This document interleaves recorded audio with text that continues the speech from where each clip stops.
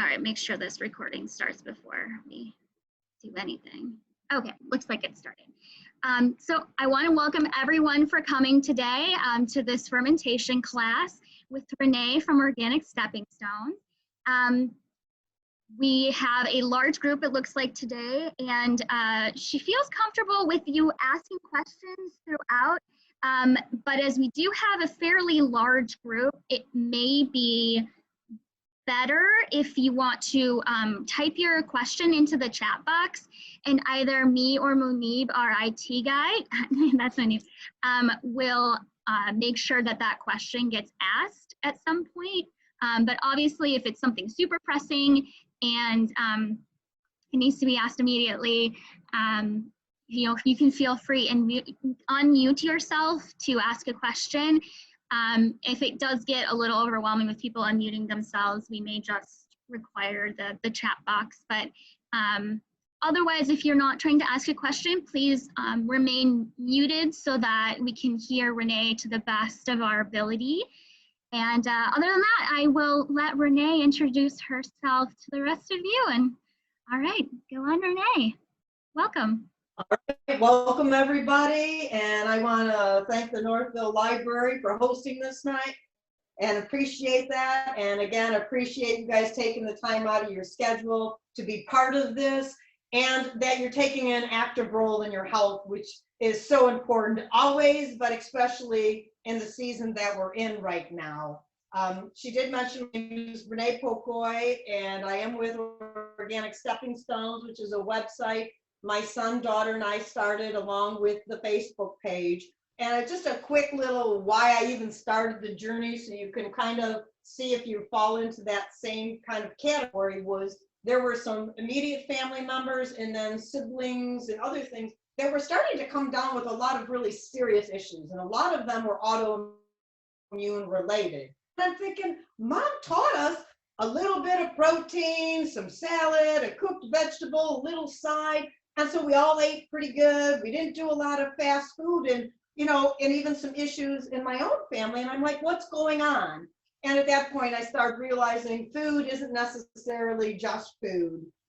Some of it I would call frankenfood, because to me it was made more in a lab than, you know, actual food that we're eating. So it started changing, getting away from the processed foods, trying to eat cleaner, following organic, or not even doesn't have to be organic, but cleaner eating, following cleaner practices, staying away from the chemicals and stuff.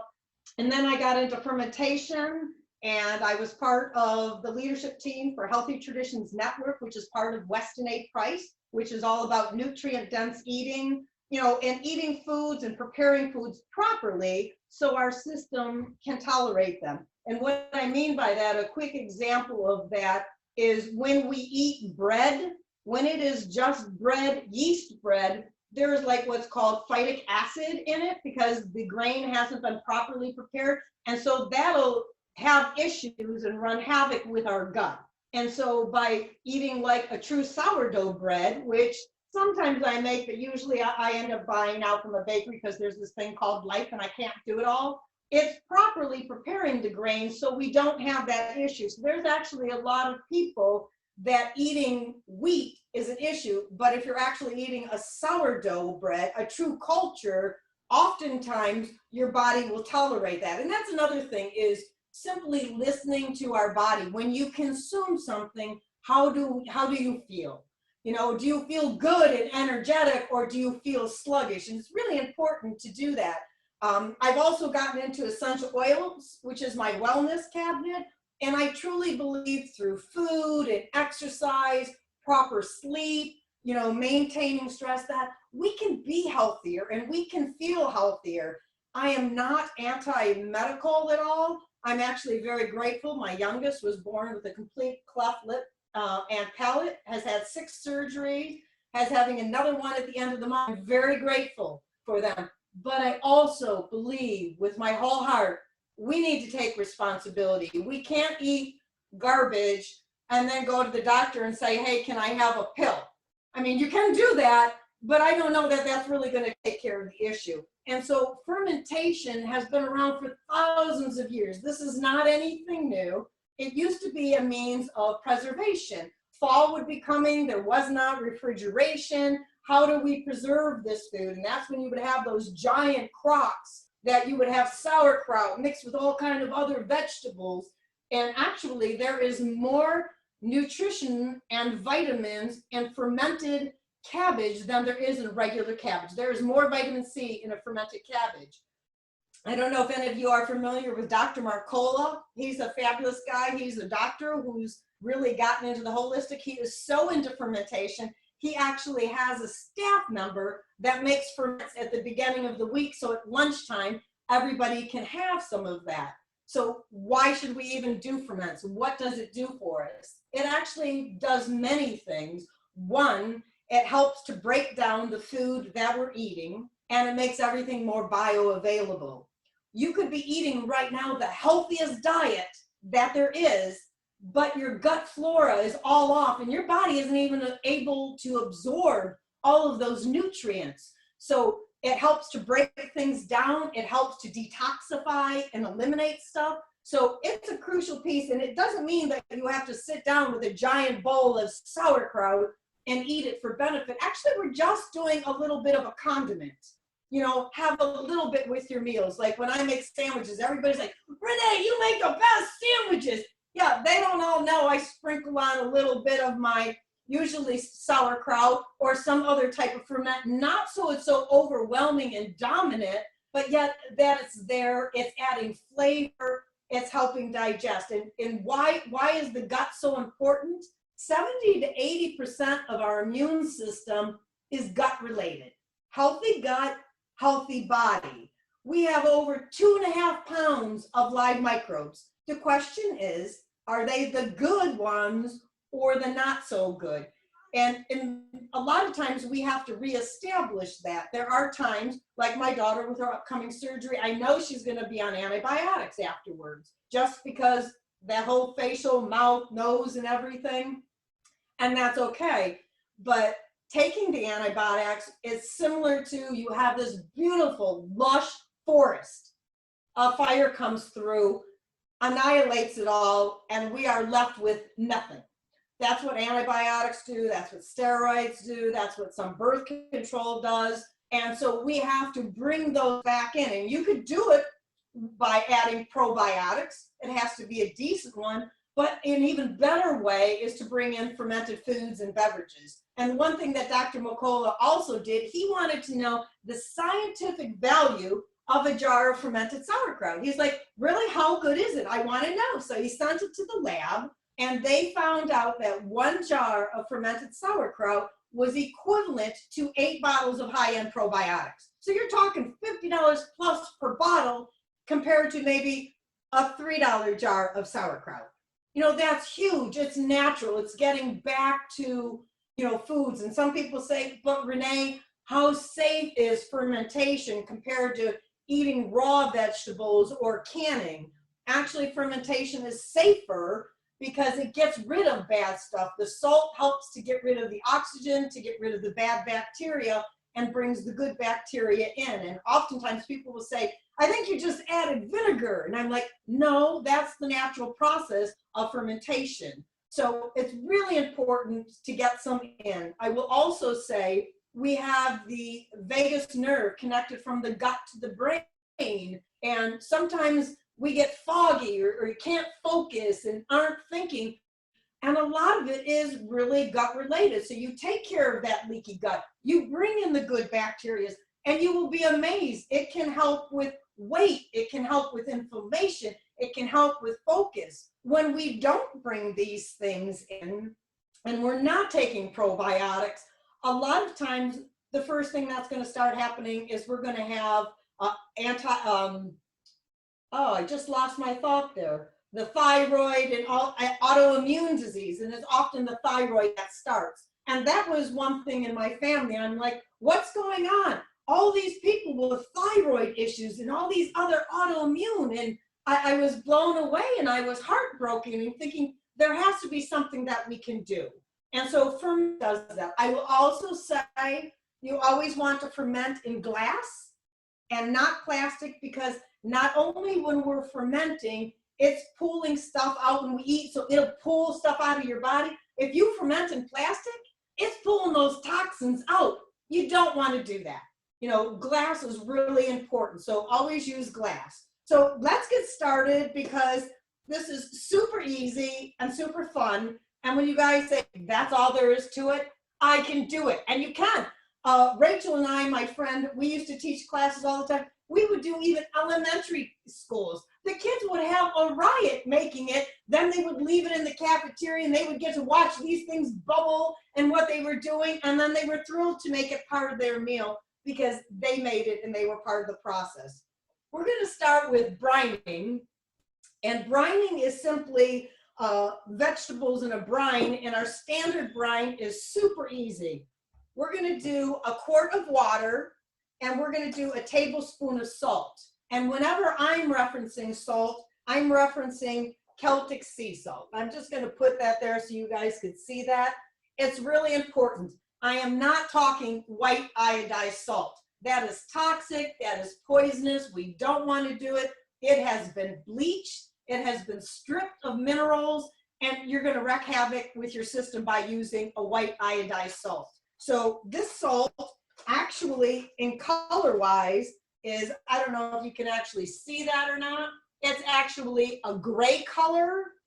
There's over 80 minerals in here, and it's actually a little bit damp and moist. So I usually buy the coarse ground because of cost, and then I have a grinder. So I'm just going to do a tablespoon in my water, and I'm going to just stir this up and let it dissolve. So that's a standard brine, you guys. Everybody can do that. A quart of water to a tablespoon of Celtic sea salt. Now this is beet kvass, and you can see how rich and dark this color is. It's a beautiful ferment. This one is actually made, rather than going to eat the vegetables, we're going for the brine.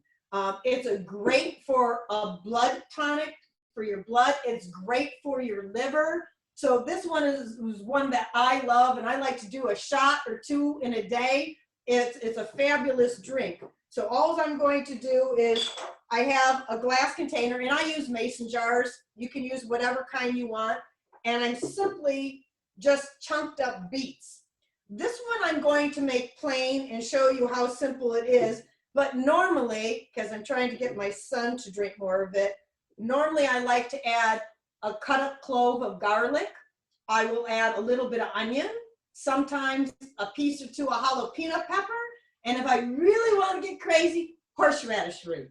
Okay, so that is very, very spicy. Not everybody is into that, so you can just do it straight beets. Another way, I have a friend that does it. She likes to add like nutmeg and cinnamon, so going for a different flavor profile. I'm a savory girl. I'm not a sweet girl. I'm not a big dessert girl. Normally, this is a little bit more. I would go a third, but that was it for my beets, so I'm going to fill it up with here.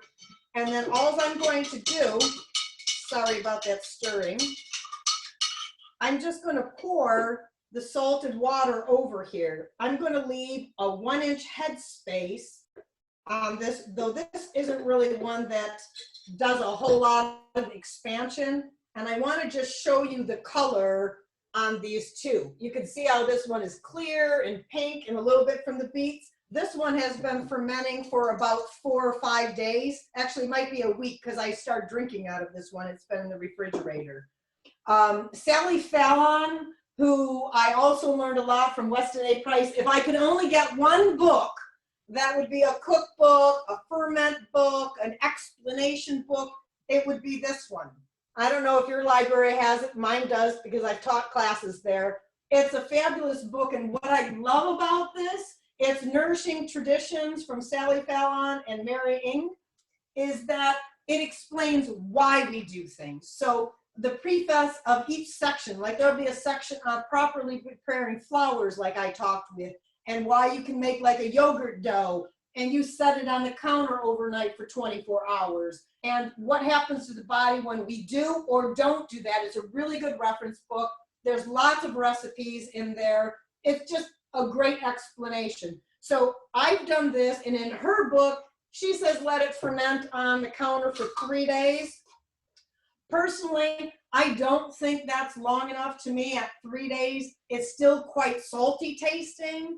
I actually like mine to ferment for about a month, but I would give it at least a week to 10 days. And then you end up with like a really good beet earthy taste. Obviously, if you have the onion and garlic and the other stuff, you're going to have that hot stuff. And that was originally one that I tasted when I attended a conference. It was just this little, and it was like, whoa, talk about an explosion in your mouth. It was very, for me, very exciting. And so I wanted to replicate that. What I want to show you now is I've capped this, and I'm going to let it sit on my counter for at least a week. You know, at that point in time, I can move it to cool storage. So like a basement, a cellar, someplace where there isn't heat, and you could let it set longer at that point. And right now, if you listen really carefully, you can hear how it pops because there's oxygen in the jar. And that's why I said you want to give it 1 inch of headspace. You never only want to go up to here and fill your jar because there's going to be too much oxygen in the jar and it's not going to be able to push it out. So in a couple of days, that's going to be hard. It's going to have pushed out the oxygen, and you know that your fermenting is going along well. So another thing that I like to do is on here, I will write the date with a black Sharpie and what my ingredients are. It comes off with hot soapy water, so it's not like it's permanently on your glass, because when you're fermenting, I experiment all the times, and sometimes it's like, yes, this is wonderful, but I didn't used to write it down, and then I'm like, okay, that was 6 weeks ago. What did I put in that sauerkraut? And I'm just not going to remember. I think I'm good, you guys, but I'm not that good. Renee, So we if have you a like that, we have a question or a Yes. statement. It says, I have fermented beet kvass before, but after a few days, it seems to stop fermenting. Do you have any tips on that or anything you can share? Well, beet kvass isn't a really active ferment like sauerkraut, which expands and bubbles and that. So it's okay that it's not that active, but by letting it sit longer, I think it just has a nicer flavor profile. But you are, like Sally said, she said, let it on the counter for 3 days and she's good to go. To me, and that's the beauty of ferment. You can try it at 3 days. And if you think this is delicious, go ahead. But it is not a really active ferment like the other ones. So that's all I would do. But once I open it and I start consuming it, like this one's got a gap in it, it's cold, there's condensation, you need to refrigerate that because I've allowed the oxygen in. And at that point, keep it refrigerated. It will continue to ferment in the refrigerator, but it's going to go at a much slower pace. I'm going to start a sauerkraut because this one is going to take a little bit of time because I want to let you know that there's a couple of different ways. This one, I have chopped up purple cabbage, but you could do the regular white cabbage, or you could even do savory cabbage. I've also done kimchi, and you can see I've eaten this one, and this one is made with Napa cabbage, and this recipe is on the website if you like something with some heat and some ginger in there. I do mine minus the fish sauce and the dried shrimp. It's just not a favorite profile that I love, but again, when it's your ferment, you guys can do whatever you want. So I cut up this cabbage, and I am going to add, I cut up a small onion. I'm going to toss that in. I am going to also toss in a chopped apple. Again, it could strictly be only cabbage. You do not have to add anything else. I'm going to get a little bit crazy, and I'm going to sprinkle in some thyme. And when I say I'm sprinkling, I'm going about 1/4 teaspoon.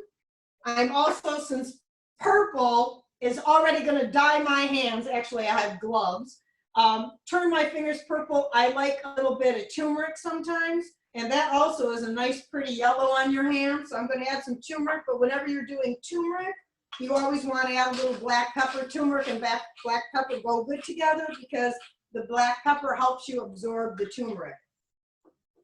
So now that I've done that, the only other ingredients is salt. And again, on a head of cabbage, I'm only going to do 1 tablespoon. Some people like 2. Again, I think 2 is a little too potent unless you have a really large head of cabbage, because it's just too salty again.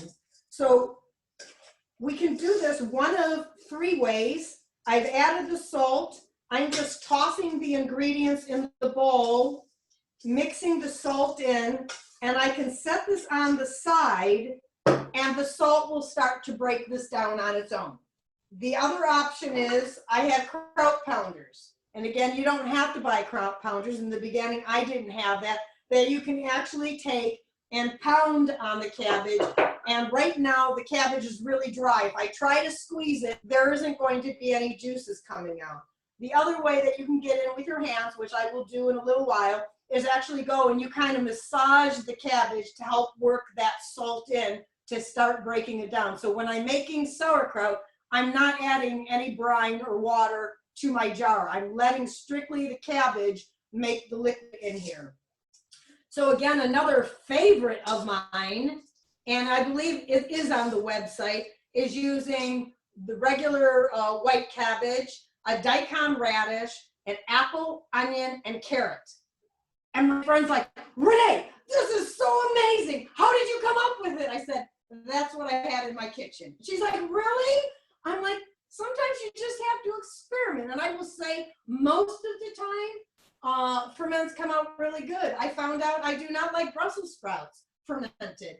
I found out I love green tomatoes. I would have never thought, but I had an abundance of them one year when the frost was coming and I'm like, what am I, I'm like, ferment it. So I have fermented many, many things and there are very few things that I haven't enjoyed. And if you're new to fermentation, it's also really good to, if it's too vinegary tasting, too tart, I say don't let it ferment as long. You're better off to have something with a shorter ferment that you're going to eat and enjoy rather than you let it go longer and say, I can't do this. Or like I said, instead of even just putting it on the plate, add a little bit to your salad. Or sometimes I like to do a piece of sourdough bread. I'll fry up one of my farm fresh eggs with those beautiful orange yolks, and I'll sprinkle just a little bit of sauerkraut on top, and it just gives that flavor. Another great breakfast, or actually anytime, is to heat up a bowl of bone broth, cook an egg in there, leave the yolk loose, let it cool down a little bit, do a scoop of sour cream or pima cream, which is another culture, sprinkle a little sauerkraut in there. You guys, it's like fabulous any time of the day. Did I see questions popping up before I go on, or are we good? There was one question, just to clarify what was, what you were using to pound the sauerkraut? It is a kraut pounder, and they're made out of wood. And I know you can buy them. I had, these were both made for me, and there was a time I used to sell these, but after a while carrying around glass and carrying around kraut pounders, you know, it was becoming a little cumbersome. But if you just search that, I'm sure you can find that on Amazon or maybe even some health food stores, you can find a kraut pounder. They're great not only for breaking it down, but also when you're filling your jars to help push air out. But you could also use the back of a spoon or your hand too. I'm all about, start off with what you have in the kitchen. We don't have to go out and buy all these specialty ingredients. I want to talk a little bit, and you can see that I've been thoroughly enjoying this one. This is salsa, and this is a really great first ferment. If you have never done a ferment of any kind and you're thinking your family is not going to enjoy it, or you're not sure about that vinegar spectrum, because it does come into play, salsa is a great way to get started. All we're doing is we're chopping up tomatoes. I like a variety, including cherry tomatoes and other ones for great flavor. I'm tossing in some onion. I have an issue with cilantro. I fall into that 14% that it's not my cup of tea. So I use parsley, and you can add other stuff, a little bit of jalapeno pepper, and then I'm just adding the salt. I'm putting it in the jar. I'm letting it set for 18 to 48 hours. For me, it's a 24-hour ferment. At that point, it's a very soft vegetable. If you let it go too long, it's going to break it down really fast. And I had made it at a family picnic, and I was so excited. I said, come try my fermented salsa. And he tasted it, he said, it's really good, but can I recommend something? I'm like, sure, what? He said, why don't you just tell everybody you made fresh salsa? I'm like, why is that? He said, you freak people out, Renee, when you say it's fermented or cultured, because when you're not there, and I didn't used to be there, and somebody said fermented, I'm like, yeah, I think I'll pass on that. So after that, at that picnic, oh my gosh, everybody was absolutely loving the salsa. My niece said, can you make it for my graduation party the next, and I'm like, sure. And so it became a family favorite, but because I just called it salsa. I will also say, you want to start off slow. I made a jar of this, and it was probably 2 or 3 years ago. It was in the refrigerator. My son stopped by, and he was eating it. He ate a half a quart. He calls me up and says, Mom, was that fermented? And I'm like, Drew, you know it is, honey. I said, why? He said, I've been in and out of the bathroom. Oh my gosh, it's clean up. You're detoxifying too fast. I could now eat a half a jar and I would be fine. In the beginning, I did the same thing with kombucha. I didn't know. I drank 3 giant glasses. Oh, yeah, the bathroom was right there for a while. Again, detoxifying, cleaning out, and that's what we want to do, but not in overabundance. So again, listen to your body. So salsa is another really great one. And it was mentioned that I was going to do pickles. So I want to show you how easy pickles are. And I'm just going to add a little bit of garlic to mine. And I've got fresh dill. Going to put some of that in. And I actually like a lot. I'm going to put all of this in. I'm going to put it on the bottom. Pardon? Sorry, we had a question about the salsa, I believe. Once it's done and the jar is sealed, how long is it good for? And then once it's open, how long is it good for? Well, I usually, after 24 hours, I put mine in the refrigerator right away and cool it down. And I like to consume it in about a week. I wouldn't go more than 10 days. It's a soft ferment, but with salsa, that is one that I like to eat pretty quick. Now, I actually have eaten some ferments that are a year old, but it's a denser something like a carrot or cauliflower, something that holds the solidness. I would not do that with salsa. Salsa is one that I want to consume usually within a week. It is what I will do with that because it's breaking down so fast. So again, I just have that in my jar, and I am going to put these pickling dills in, and I'm just going to pop them in my jar, and I'm making it so they are tight, so they are not going to fall out. And what I want is, I want it to be kind of snug to keep them under the brine. And you're going to hear a lot of people, you got to keep everything under the brine. It's really important. And there are a lot of people that will do glass weight or and put it on top of their ferment and cap it off. I'm like, you guys, plastic, you don't want plastic in your ferment. I have not had an issue. And then you also have the pickling lids. And feel free, if you are more comfortable doing that, use them. I've been fermenting now for almost 10 years. I don't use the weights. I don't use, if there's something really soft, like if you take a carrot and you take a plane of the carrot, because you have a lot of floaties, you can do like a crisscross in the jar and stick that down and help keep your stuff under the brine. But I really have not had an issue. So that I think is a personal, you will have some fermenters that are dead set that you have to have something to weight it down. But I've had some people put rocks in, and depending on the porous and what's in there, again, I question that. So you have to do what's comfortable for you. Whoops. All I'm going to do now is I'm going to add some more of the salt water. I'm a little short on that one. Again, I'm going to go to the lip of this one, and I'm going to let these pickles ferment for about 3 days. The one thing I didn't put in here and I forgot to pick, and it is really important with pickles, pickles are soft again, so they are going to break down. They need what is called a tannin. A tannin will help to retain the crisp of your pickles.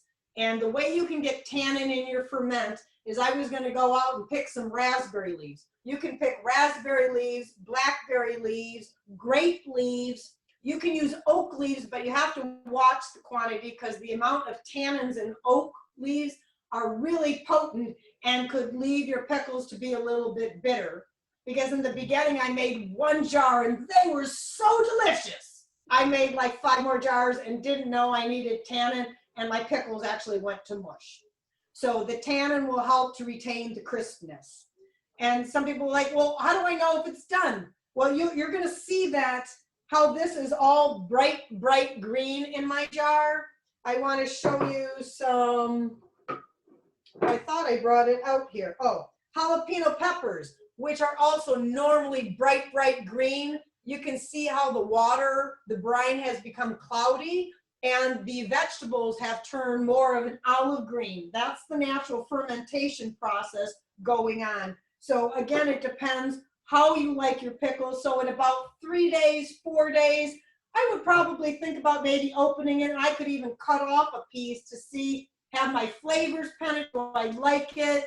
I know Rachel and I one time, we were doing one and we made 3 or 4 different types of pickles with different seasonings because they're your pickles. You put what you like in them.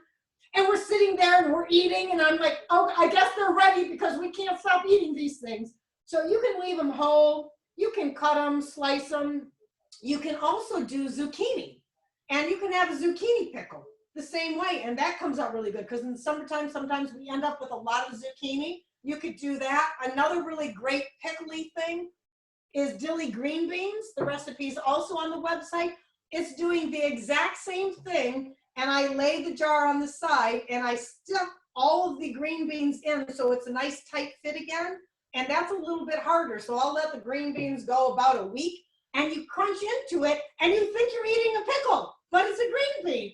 I thought it was the coolest thing and I love dilly green beans. So Renee, that's another option. So we have a quick question. It was from a little bit ago, but I wanted to get it in. Do you can the jar to seal it? And also, if so, how do you process it and for how long? No, I don't. I used to do canning, and canning, you're sterilizing everything. You're actually then putting it in a hot bath.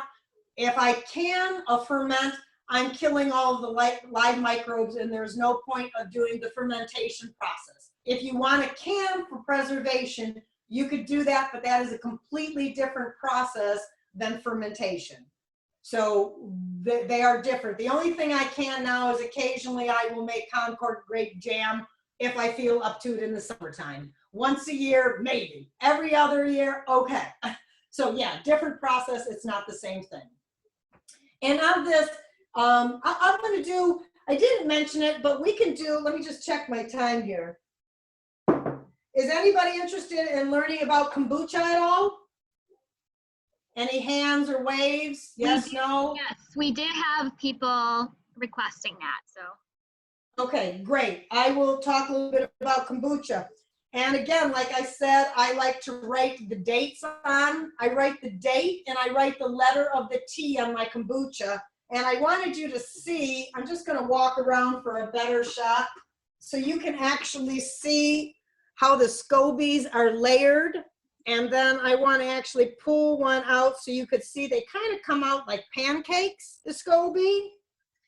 And you can separate them. And they start growing the new SCOBY from the top down. So the older SCOBYs will always be on the bottom. And when you start getting a new one on the top, it's actually like a clear white film. It almost looks jellyish. And then you can see how on this one, it then turns white. The darker ones, the older ones, are going to turn like a brown color. It's not uncommon to have like some brown strands, or some people say brown hangy stuff. My husband calls it bugs. I'm like, there's no bugs in there. It's a culture. That is yeast, and that is not an issue. So a SCOBY stands for a symbiotic colony of bacteria and yeast. So this one is actually getting thick. So I would remove some of the SCOBY from the bottom, because if I just let it grow, it will actually fill this entire jar of SCOBYs. So you end up with a SCOBY hotel. And in between, I do not disinfect this jar. People are like, because in canning, you got to sterilize. This is already populated. This is its own little ecosystem, just like we have our own little ecosystem. Believe it or not, you guys, we are covered in microbes. And I hate to burst your bubbles, but these antibacterial soaps, it's awful for our ecosystem. Just plain old soap and water is really good to wash your hands. We don't want to annihilate our own microbes. We kind of need those, and it's really important for health. So here we have our jar. It has our SCOBY, and it has some starter. What is starter? That simply means kombucha from a previous batch. So what we're going to do is we're going to bring a pot of water to a boil. I shut it off.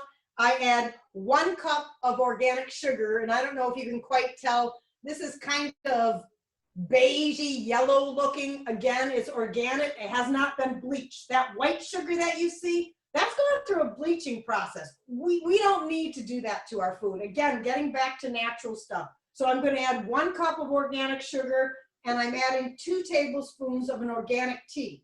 And it's really important that it's organic because conventional tea is loaded with herbicides and pesticides. And again, we don't want that into our culture, and it can actually kill our SCOBY. Also, when we're using water, you do not want to use tap water. The chlorine and the fluoride will kill your cultures. That goes for the SCOBY or for the kombucha. That also goes for any brine vegetables. You can use spring water, filtered water, reverse osmosis. I even know people that use well water, but literally chlorine and fluoride are really toxic to us and to cultures. So you don't want to do that. So after I let it cool to room temperature, I'm simply going to strain the tea leaves into my jar. And this one happens to be, it was, I think, Assam tea with a little bit of dry hibiscus. And you can add herbal things like hibiscus or other dry herbs in the initial brew, but you do not want to add any fruits or any teas with oils because that's going to affect your SCOBY.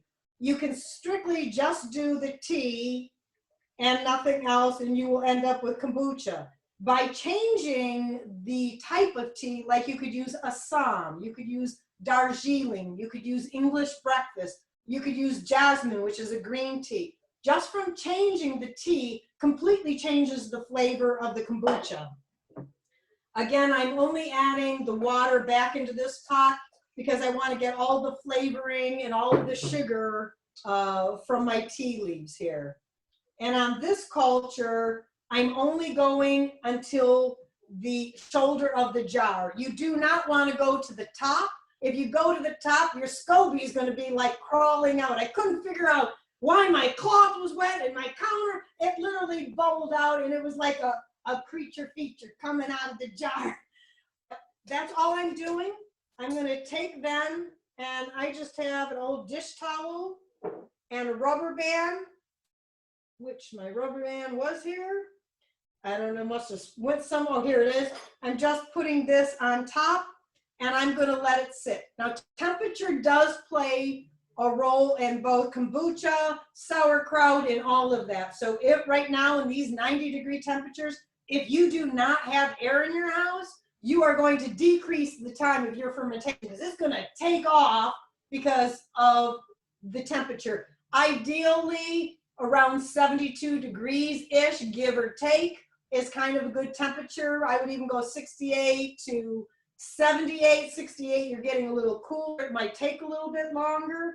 And so now that I've had this here, I wrote my tea, and the date, and I want to taste it. You can actually take a straw and stick it past the SCOBY and taste it. You could pour a little in the cup. And again, if you're new, you might want to try it at 7 days and say, I just want to see what this tastes like. Now, I would not drink it just the way it is. It tastes so sweet right now. It's not even palatable to me. And some people are like, Renee, sugar isn't good. And I'm like, you are correct. And I agree 100%. We should decrease our sugar intake, but the sugar isn't for me. The sugar is for the culture. It's just like I want grass-fed beef to consume, but I'm not going to go out and eat the grass, but I want my cow to eat the grass kind of thing. So when people say, can I use agave? Can I use stevia? Can I use honey? No, you can't. With this culture, this is the one time I'm going to tell you, you need to use sugar. There is another culture if you want to use honey. It's called a June, and you can get that, but you will be going through a cup of honey every time you want, and it obviously is going to have more of a honey taste or on the line of a mead kind of thing, minus the alcohol. So that is an option. And I want to show you that right now, I don't know if you can tell, the SCOBY is kind of hanging out low. And sometimes that happens. Sometimes it might go on its side. Eventually, it's going to come to the top. Any questions on kombucha so far? You good? Okay, so this would be considered a first ferment, which means once it's done, I put it in flip top bottles. I don't have one, but I think you all know they're just different size bottles. It's got the flip top, and I would strain it off, put it in there, and put it in the refrigerator, and it's good to go. It will continue again to ferment in the refrigerator, but at a much slower pace. Or at that point, I could take any kind of empty jar, and I can put my kombucha in there, which is my finished kombucha, and I can now flavor it. So a really great one is I can put some mashed up bananas and some mashed up strawberries in there, cap that, and let it sit for another 2 days. At this point in time, you have to watch. You can actually build up pressure in kombucha doing a second ferment. You could also add organic juice if you wanted to, or pineapple. I've even done an apple and a cinnamon stick. I'm very, very happy that my family is just happy with me changing the tea. I'm like, one less process for me. So that is also available to you. So that's as simple as kombucha is. And what does it cost you at the store? I think they range between $4 and $8. It ends up costing you about $2 a gallon to make it at home. And if you're in need of kombucha kits, you can reach out to me later. I do have kombucha kits together, only because people were like, well, where do I find this? Where do I find that? When I started, I couldn't find the gallon glass jar. So I buy them in cases from a place in Detroit, and I try to do local whenever I can, to support the community. So that's kombucha in a nutshell. And again, watch your quantity when you first start to drink it. Build that up. There was a question here. How long does kombucha take before you transfer it to small jars? I would say 10 to 12 days is the normal time frame. Some people like it a lot more on the vinegar spectrum, and you can let it go longer. I was at my sister's one time, and she says, Renee, my family won't drink my kombucha. I'm like, well, let me have a glass. I took a big old mouthful. I almost spit it out. I'm like, this is straight vinegar. How long have you been fermenting it? I said, I love kombucha. I can't drink it. So again, temperature plays a role, and your taste buds play a role. So if you needed a little bit on the sweeter side to get used to it, try starting it at 7 days and see how that tastes for you. So that's kind of kombucha in a nutshell. Very easy. Again, all done in glass.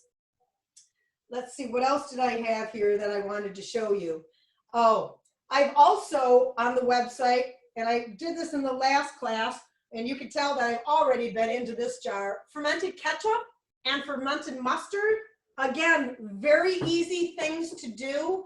So my daughter says, Mom, but your ketchup's kind of more like a marinara sauce. It has great flavor. If you just want plain old tomato ketchup, okay, maybe it's not your cup of tea. But I'm telling you, it has an awesome flavor. You're basically mixing a few ingredients, you put it in the jar, you let it sit on the counter for 3 days, and you have that. So like I just did a live 2 nights ago on Not Your Average Burger, and where I normally add ketchup along with some other things, but I added this, and oh, the flavor profile was just amazing. And mustard, same thing. It was simply the salt brine and mustard seeds and a little bit of garlic. I let it sit for a few days and, pureed it. So it could be so easy. You can do salad dressings. I mean, skies is the limit. Sandra Katz, who's the guru of fermentation, and he has a few books out there, a little tougher for, I think, a beginner because he doesn't give recipes. His thing is, you just jump in and you do it. He said, I used to dumpster dive to get vegetables. So when people say you have to have organic, he's like, no, you do whatever you can. You do what fits in your budget. And I always say, even in eating, if you can't do organic, Google Dirty Dozen Clean 15. And it changes, it's from the EWG group, you know, on what is the cleanest and dirtiest foods. So that's a great way to help out your health also. So I have that. And oh, a newer favorite of mine, you guys, this I just love. It's a beautiful pink. It was a red onion. And all I did, I sliced it really thin, the red onion. I did juice of 1 lime, a tablespoon of the salt, and I just pounded it to get its own juice. Again, I put it in the jar on the counter for 3-4 days and take it out. Great to put on burgers, on sandwiches, on salads, just again to give that little bit of zip. So you can be so, so creative. So let's get back into our kraut. So I'm going to toss it around. It doesn't look like it's doing a whole lot. I see a little bit of juice. So normally I don't wear gloves, but this is going to turn my hands serious purple. So for the mixing process, I'm going to do that. And I'm just simply taking my hands and working it. You know, you can hear it crunching a little bit. And that will help the salt. Now, if I was doing this and I didn't want to do that, or I have an issue with joints, you know, or arthritis or whatever, you could let this process started in the morning and just continue periodically mixing with the spoon, and the salt will do all of the work for you. But since we're on a time thing, I figure I would just do this and get it going.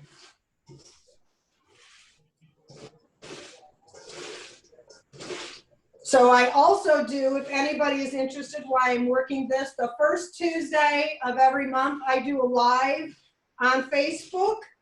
And next month, I am doing summer beverages. One is a fermented lemonade, 2 other different kinds of lemonade, one using some herbs and strawberries and oranges. Again, trying to get away from soda. In our house, you will find kombucha. I usually have 4 to 5 gallons going in rotation. You will find raw milk. You will find filtered water.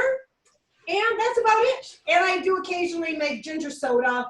You know, I'm the one who likes that. So, and if you're going to get into sodas, I know that does create a lot of carbon. And I know some people that will do that in plastic bottles. And again, I am so against that. But I do know that occasionally on the sodas, there can be risk of explosion.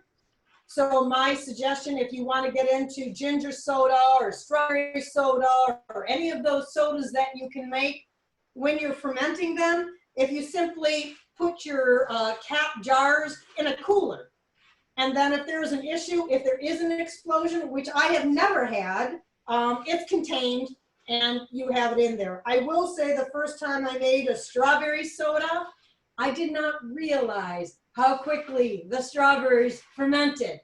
It had only been in my soda. I put it in at night. It was in the morning. We're getting ready to go to a parade. I'm just gonna let the pressure off. I was 2 feet away from my kitchen sink. I had a half-gallon growler. I twisted it just to let the pressure off. It completely came off by the time I got it to the sink, covered it with a cloth. I had about that much soda left in the jar. It was all over me. It was all over the floor. I'm like, dogs, do you want to lick up some soda on the floor? I wish I ended up cleaning it quickly and finished it later. But so when you get into the sodas, it's a lot of pressure. I personally don't recommend it if you're a beginner. You have to be very mindful of that. One other Renee, thing I want to mention on your brines, like the pickles, you know, once you've eaten all the pickles, juice and you have that brine, you don't want to throw that brine away, you guys. You could use that to marinate meat. You could use that for a salad dressing. You could use that to add a little zip to a soup or something. So really powerful. Don't throw out the brines. They've got all kind of live microbes. You can even just drink the pickle juice. Believe it or not, that is very hydrating for you. And so I drink all my brines. Or like salad dressings, marinating, whatever I'm cooking in. And I don't know if you can start to see that how I've got juice dripping out of here. Were you able to see that or not? Yes? No? A little bit? A little. Okay, so it was so dry and now it's actually wet. It's breaking down. So I'll try one more time if you can actually see that it's kind of pouring out. That's exactly what we're looking for. I'm going to take off one glove. And the way I like to fill up my jars, I don't know where my other jar went. I'll use this jar. As I like to use the canning ring. I think you can pick these up for like $2. And the reason why I like that, it just makes it a whole lot neater when I'm pushing everything in my jar. Do you have to have it? No, it's just an easier process. So I'm going to push this in. Now on this sauerkraut, this is really active. At about days 3 to 5, oh my gosh, you can get some serious sizzling going on. You will see bubbles in the jar. You will see expansion in the jar. You will see the color change. So I will do like a quick just twist of the jar to release a little bit of the pressure if there's a lot. A lot of times I will also put a bowl underneath my jar, because if it does seep out a little bit, then it doesn't run all over my countertop. And I know that because I've had it all over my countertop. Sometimes it's a learning process. So I'm just going to take my pounder and I'm actually going to pound it down. And by doing this, I'm actually getting liquid.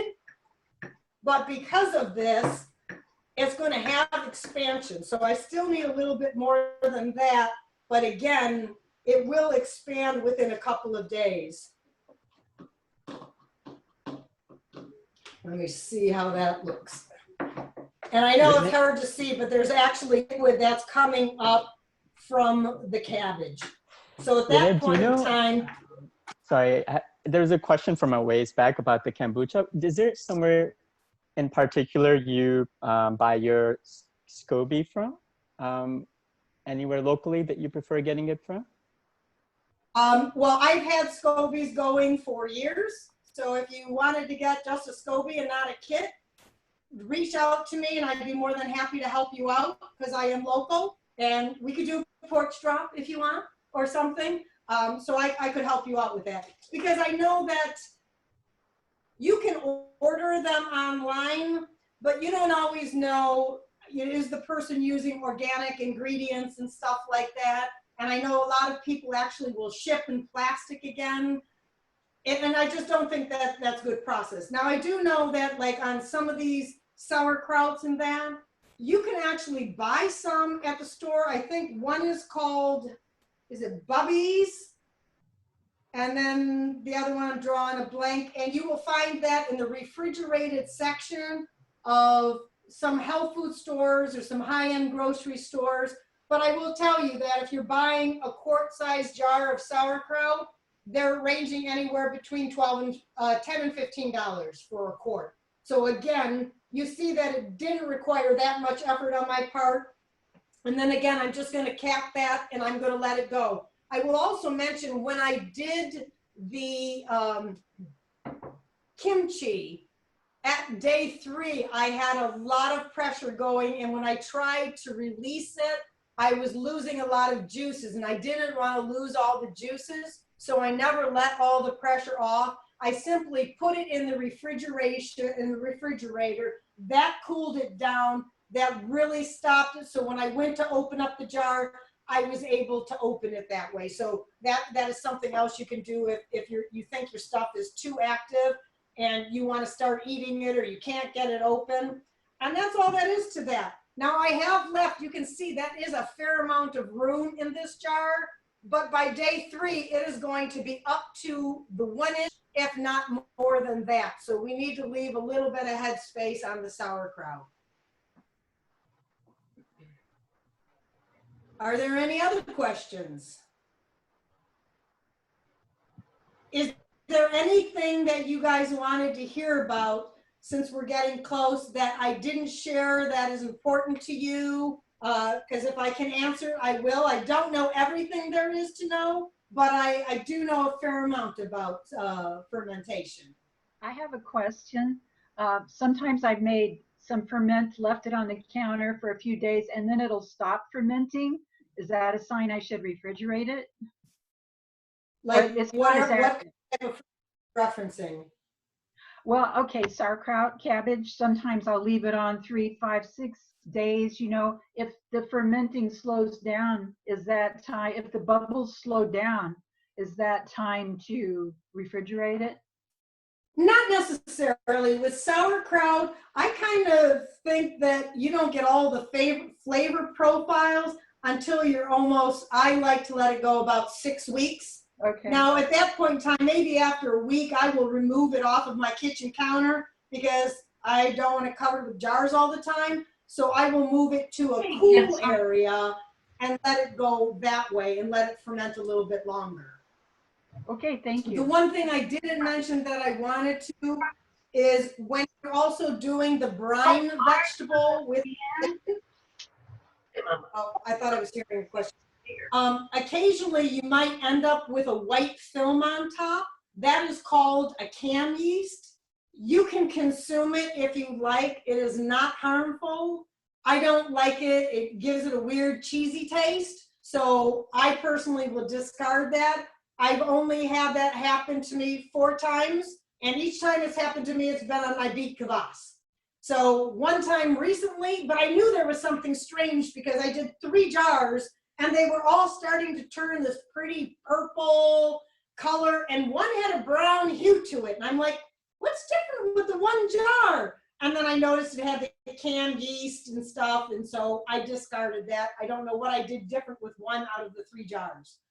So that is something that I also wanted you to be aware of so that you're not wondering. And feel free, you guys, again, I appreciate you guys all coming on. You can reach out to me at Renee at organicsteppingstones.com. You can reach out to me on Facebook, Facebook Messenger. If you have questions or you're not sure about something, I'd be more than happy to rap with you guys to help you out, because it's kind of nice if you have somebody to bounce things off of. Renee, we had one question. What is the largest size jar to use for kraut? You can get the big crocks if you want. You could even do a gallon jar. For me, I only do the quart size jars because I'm always making different flavors. I don't like a giant jar of the same thing.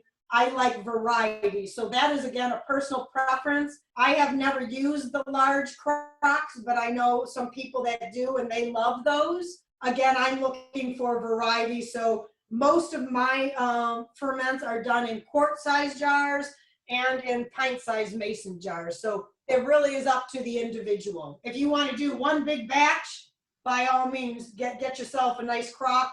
They will set you back. They aren't cheap, I know, the crocks. The one other thing you want to make sure, if you're buying a used crock, you want to make sure that there isn't any cracking in the glazing, because there is lead in coloring and glazing. And once it has been cracked, there is possible leaching of lead, and you don't want that. So that is kind of important if you're looking into the crocks, you know, especially if it's used. You know, there's nothing wrong with them so long as they're not cracked. Any other questions?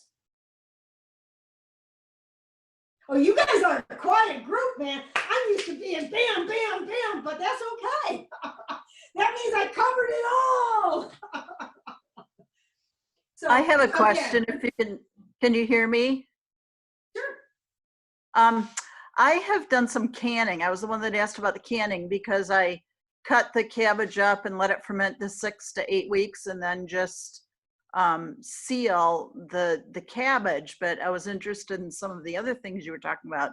But my point is that I, at one point, cut my cabbage up in like, I don't know, thin strips. And that seemed to work well. Another year I decided to be creative and use my food processor, and I chopped it really small. I was having jars explode in the canner, even though it stayed for like 8 to 10 weeks fermenting. So that's been my only experience with what you're talking about, fermenting this on the counter. Is there an advantage or disadvantage or problem with how small you cut it up? And one other thing I'll say too, I don't know if this is helpful, but somebody told me this. We have an extra shower that we don't use. When I do my kraut, I'll do like 20 quart. So I put it in the extra shower. Then if it does do a little, it doesn't bother anything. When my kraut's done, I wash the shower out, but that's a side effect. Size of cabbage, is that an important thing? The only thing on size of cabbage is it's going to get softer. Because I know the first time I did the kimchi, I decided to chop up the nap cabbage really soft. Oh my gosh, it didn't take long, and that turned into mush because it was a softer cabbage. So same thing with your regular cabbage. The difference is it's going to get softer faster. So how crunchy do you want your cabbage to be? How big do you like your pieces? But again, if you're going to put it in a bath after the fermentation process, then you've eliminated the fermentation process. So you're giving up the live microbes by putting that in the water bath. Okay. I would put it in a basement or something like that, cool, rather than can it, if you're going for the live microbes. If you want extended shelf life, like I said, literally one time my girlfriend had, I think it was onions, she said, Renee, they've been in my basement for a year. Are they any good? I'm like, you're the fermenter guru and you're asking me? I'm like, open it up, I'll eat it. And she's like, no way. I'm like, open that bad boy. They were great. They were a little softer because they've been fermenting so long, but she had them in her basement and her basement was very cool. So it was a much slower fermentation than if you're on the main level of a house at 72 degrees compared to where she had it in her basement. I think it was like 55 degrees. So, you know, that's how I like to go for extending, you know, life. If you shelf life, if you don't have a lot of room in the refrigerator, is by putting them in a cool place somewhere. How long would you say that normally they would keep? I understand the onions were a year old, but how long could you plan on keeping them if you had like a 50-degree basement? Oh, an easy 6 months, no problem. Okay. Yeah, for sure. Yeah, no, that is, you have a basement, that is beautiful. I don't have a basement, I only have a crawl space. I have one closet that doesn't have any heat that goes to it, but come midsummer, even that will warm up. So I try to go through my stock and then come fall, replenish with my stuff. All right, we had a couple more questions. Are there any safety concerns for fermenting, such as growing a bad bacteria? No, because the salt is getting rid of it. It's the FDA actually said it is safer to eat fermented vegetables than it is raw vegetable or canned vegetables, because you're getting rid of the bad bacteria. On canning, you can't taste botulism, just like some other vegetables. They've had recalls because there's something on it. When you're fermenting it, it is actually a way better way to consume the vegetables. So it's helping you, again, to break down. It's helping you to clean out, to detoxify. It is just bringing the good microbes back into your system. So whatever way you can get it. And that was one of the reasons why I do the salsa, the ketchup, mustard, is for those who aren't into fermentation, because it's new to them. And we actually have to develop the palate for that, because one of the things that we all used to consume was bitters and vinegars. And a lot of us don't do that anymore. We are so into the sweetness of stuff that when we try to bring that in, your body has to, I think, kind of adjust to the point now that I crave this, where I have a family member who is still into all of the sugar stuff. So the kombucha is great, but some of these others are still a little potent for him. So I did come up with another one, and this one is also on the website, is because I know, like, for the ketchup you need whey And so I'll tell you real quick how you can get whey. If you have just a plain yogurt, if you take a scoop out of it and you leave a well in there, you will end up with a yellowish, greenish, and that's whey. Obviously, if you have a dairy issue, you don't want to be using whey in your ferments. But you can actually take yogurt, and I make my own now, but you know, even if you buy just an organic plain, and take like a muslin, not cheesecloth, that's too thin, and you actually put it in a bowl, pour all of your yogurt in there. You can tie it and hang it from a knob in your kitchen counter, leave it overnight, and you will have whey that you could use for fermenting, because I know that my lemonade also calls for whey. And then what you end up with is pretty solid, and it's cream cheese. So I've taken that cream cheese, I've mixed it with the sauerkraut, added a little bit of brine from the jalapeno peppers, stirred that in, served it with some crackers that I made, and I did it as a class thinking I was going to have leftover. Oh no, the people were taking the ends of the cracker, scooping out the bowl, and I had nothing left. And there were some people that didn't like sauerkraut, but because the cream cheese kind of cut it, I added a little bit of heat from the jalapenos. Yeah, I'm pretty excited to say even Weston A. Price Foundation picked up on that recipe, and they actually have quite a few of my recipes now on their, you know, their global website, which is kind of cool. So you can reach out to me, you can sign up for my newsletter, and it only comes out once a month. So if you need more than that, sign up somewhere else. I am not a daily, weekly girl. It requires effort. So there is the newsletter. And again, once a month on Tuesdays, it's 7 o'clock, I do a live. And you can check the event page because I know I've had a few other libraries ask me to do some other classes that will be coming up in the fall. So feel free to check back to see, you know, other topics, because I do a variety of topics. Any other ferment questions? How long do you ferment kimchi? Kimchi is short because of the Napa cabbage. I did mine for 3 days and it was pretty darn active, and I moved to the fridge. Right now, I probably would, I think 2 days would have even been a little bit better, because after I cooled it down, I tasted a little softer than I like, because it's such a softer cabbage, the Napa cabbages. So right now I would go 2 days on that.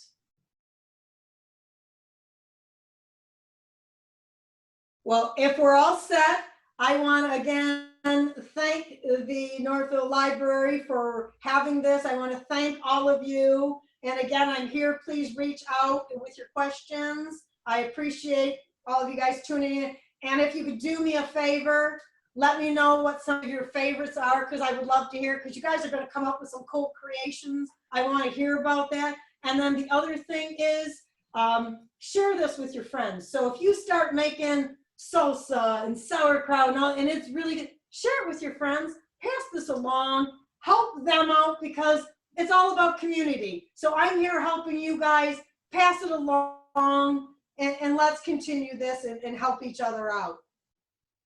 Are there any last minute questions? One more thing, Renee. I know we're recording this and I will send it to you, but do you mind if we post it on for public viewing? No, please do. I would appreciate that. The more people we can help, the healthier, because we all want to be healthy, right? We all want to feel good. And this is a great start. And like I say, if fermenting is too much, change your salt, people. If that's the only thing you can do right now, you are a winner. That is beautiful. And then start out with a simple ferment, and then go from there. Don't get too crazy that it becomes overwhelming. Like at one point, my daughter's like, Mom, you got jars on the washer and the dryer, in the kitchen and in the living room. I said, well, they wouldn't all fit in one place, honey. You don't have to get crazy, okay? A little bit at a time is perfect. So thank you again so much, everybody, to your health and well-being. Thank you, Renee. Thank you, everyone, for coming tonight. And we hope to see you at some of our other programs in the future. Just go to northvillelibrary.org and have a great evening. Thank you. Good night.